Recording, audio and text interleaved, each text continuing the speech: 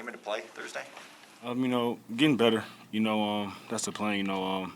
It's been constant improvement. Since I got hurt against Pittsburgh. So, I'm continuing to push through and trying to do what I need to do.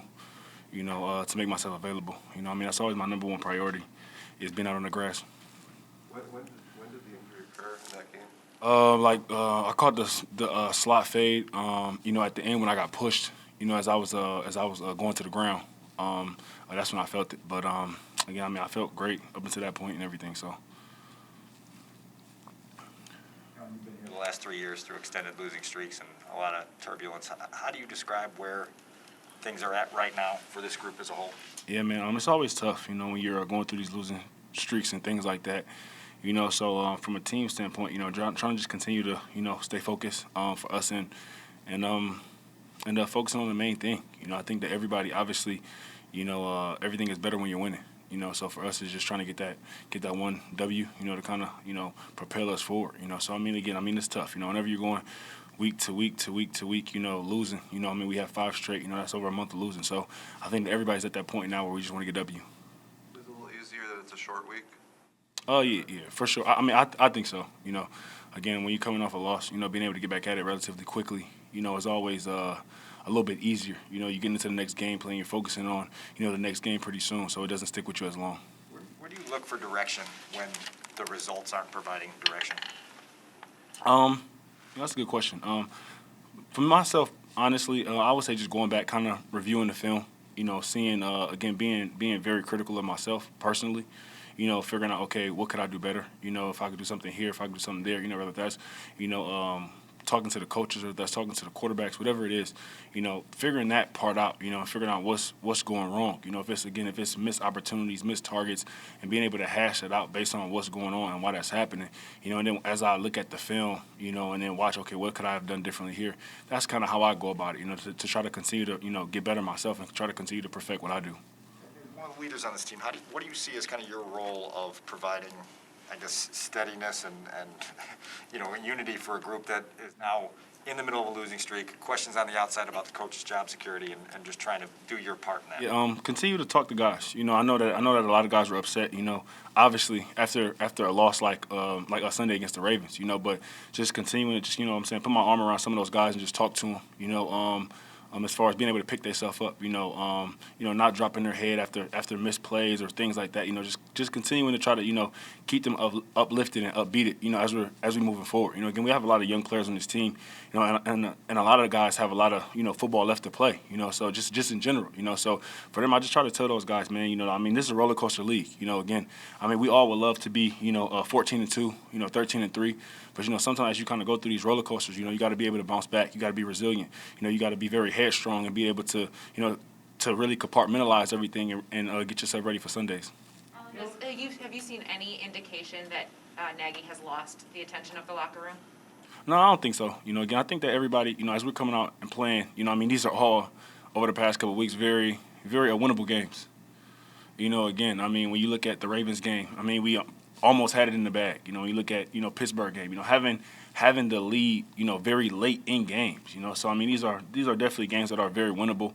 And, obviously, if you ask anybody on the team, games that we feel like we should have won. Whenever you have the lead late in the fourth quarter, with a minute to go, you feel like you're in the driver's seat.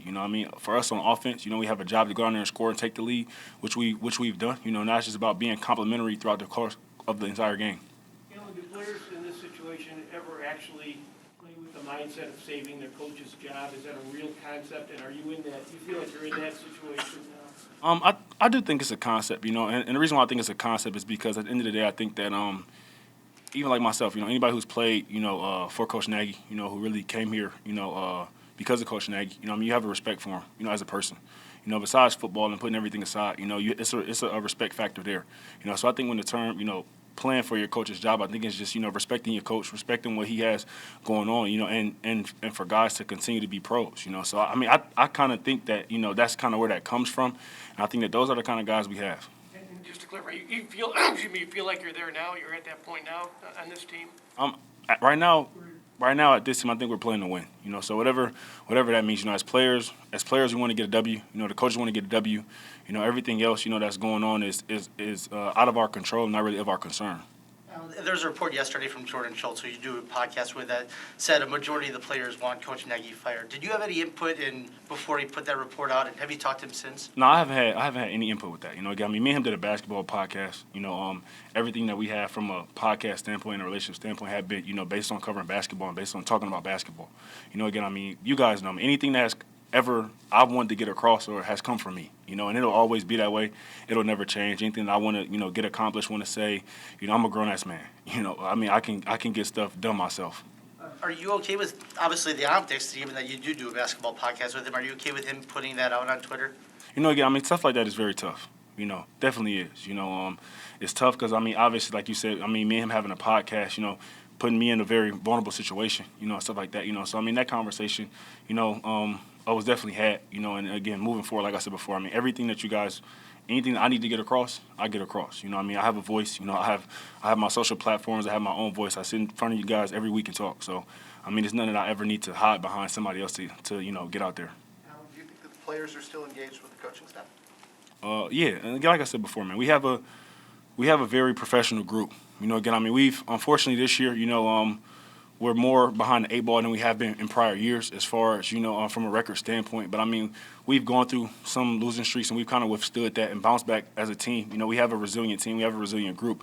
You know, and a lot of our core players who have been through those kind of ups and downs, you know, are still here. You know, so, again, I mean, we have the same group. So, again, the guys are going out there each and every day locked in, you know, competing. Like I said before, I mean, the past Sunday and Monday should tell you where we're at. You know, again, I mean, we've lost very, very winnable games.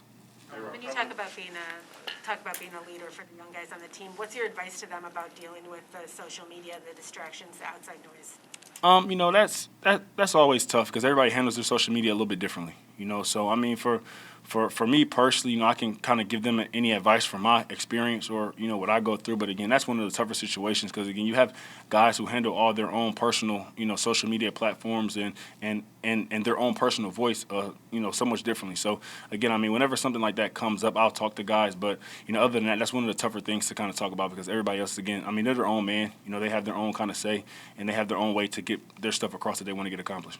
Coming into the season, there was a whole lot of talk about the improved team speed, stretching the ball downfield, hypothetically kind of open some things up for you in that intermediate range.